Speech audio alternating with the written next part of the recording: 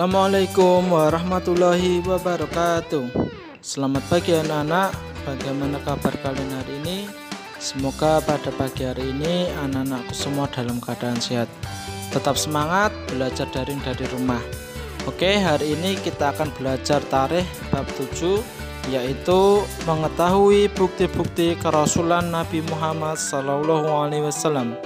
Namun sebelum kita melanjutkan ke materi, Ustadz ingatkan dulu, yang pertama kalian harus rajin belajar agar menjadi anak yang pintar.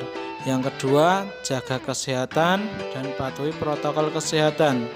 Yang ketiga, jangan lupa berdoa, sholat waktunya dijaga. Yang keempat, yaitu hormatilah orang tua kalian agar kelak apa yang kalian cita-citakan bisa tercapai. Oke anak-anak, sekarang kita masuk ke materi. Di saat menjelang kelahiran Nabi Muhammad SAW sampai diangkat sebagai Nabi dan Rasul oleh Allah Subhanahu wa Ta'ala, sudah ada bukti-bukti bahwa beliau adalah Nabi yang dipilih sebagai Nabi yang terakhir dengan sebutan Khotamul Anbiya wal Mursalin, atau penutup para Nabi dan Rasul. Setiap Nabi dan Rasul memiliki keluarbiasaan yang tidak dimiliki oleh orang biasa. Keluarbiasaan ini adalah mukjizat. Jadi, mukjizat adalah keluarbiasaan yang dimiliki oleh Nabi dan Rasul yang tidak bisa ditiru oleh manusia biasa. Mukjizat ini sebagai bukti bahwa dia adalah seorang Nabi utusan Allah Subhanahu wa Ta'ala. Mukjizat ini hanya bisa terjadi pada saat yang sangat penting. Sekarang kita masuk ke poin A, yaitu bukti-bukti kerasulan Nabi Muhammad SAW. Sejak kecil Nabi Muhammad SAW tidak pernah ikut menyembah berhala atau patung-patung yang ada di sekitar Ka'bah. Beliau juga tidak pernah memakan makanan yang haram, seperti daging hewan yang disembelih untuk kurban pada berhala atau untuk sesaji, sebagaimana kebiasaan masyarakat Arab pada waktu itu. Akhlak beliau sangat berbeda dengan anak-anak dan para pemuda lainnya. Beliau tidak pernah minum minuman yang memabukkan, tidak pernah berjudi dan berpesta pora serta bentuk-bentuk kemaksiatan lainnya. Pada usia 8 tahun, Nabi Muhammad SAW pernah mengalami peristiwa yang bertentangan dengan hati nuraninya. Pada suatu hari, Nabi Muhammad diajak oleh kerabat beliau untuk menyembah berhala di sekitar Ka'bah. Beliau menolak ajakan tersebut dengan halus, sopan santun, lemah lembut, dan tanpa menyinggung perasaan mereka. Pada usia 12 tahun, Nabi Muhammad SAW diajak paman Abu Thalib untuk berdagang ke negeri Syam. Bertemu dengan Rahib Buhairah sambil memegang tangan beliau dan berkata, "Orang ini adalah pemimpin semesta alam.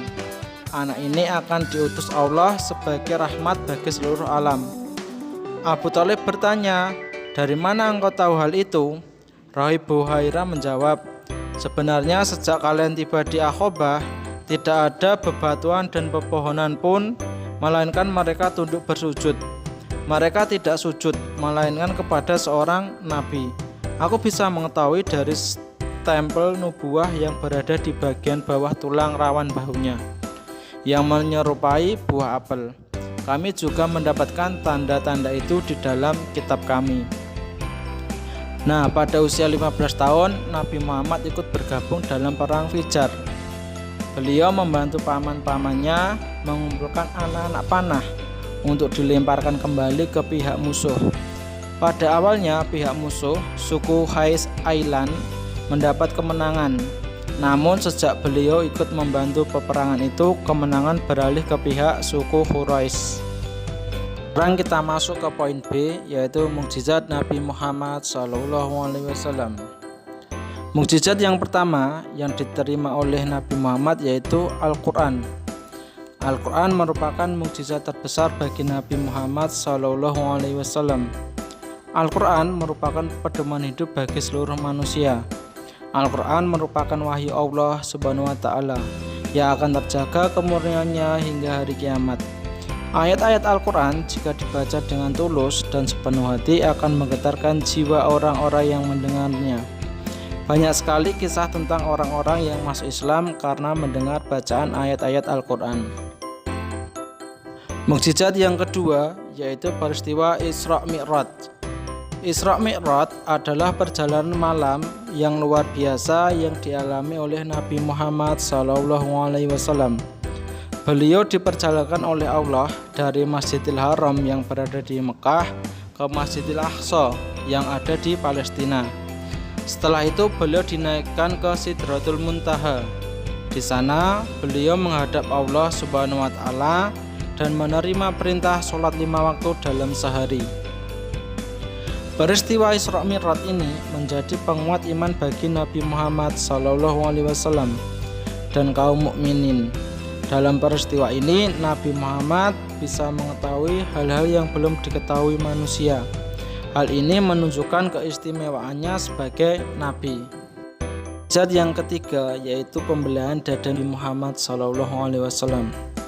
Peristiwa pembelahan dada ini terjadi ketika Nabi Muhammad masih kecil. Saat itu ia diasuh oleh Halimah As-Sa'diyah. Suatu ketika anak Halimah yang bernama Dimrah pulang dari bermain sambil menangis. Ia berkata bahwa ada orang yang menangkap Nabi Muhammad SAW. Orang itu besar-besar dan berpakaian putih-putih.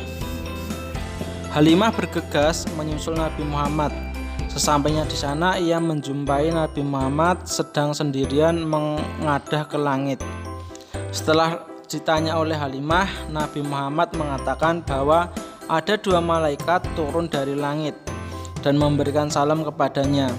Lalu mereka membaringkannya, membuka bajunya, membelah dadanya dan membasuhnya dengan air yang mereka bawa. Mereka pun kembali menutup dadanya. Nabi Muhammad tidak merasa sakit dan luka itu tidak ada bekasnya.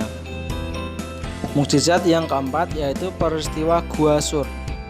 Pada waktu hijrah, Nabi Muhammad berangkat paling akhir. Ia ditemani oleh Abu Bakar As-Siddiq.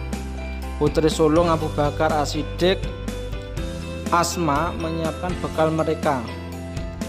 Karena dikejar kaum kafir, Nabi Muhammad dan Abu Bakar As-Siddiq bersembunyi di Gua Sur selama 3 hari 3 malam. Orang kafir yang mengejarnya masuk ke gua itu secara kebetulan. Beberapa langkah saja mereka akan berhasil menemukan Nabi Muhammad SAW dan Abu Bakar As-Siddiq. Dengan pertolongan Allah Subhanahu wa Ta'ala, orang kafir itu tidak melihat mereka.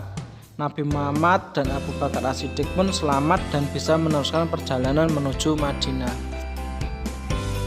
C. Nabi Muhammad SAW sebagai nabi yang terbesar. Sebelum Nabi Muhammad SAW, Allah Subhanahu wa Ta'ala telah mengutus banyak nabi. Jumlah nabi yang wajib diimani adalah 25 orang.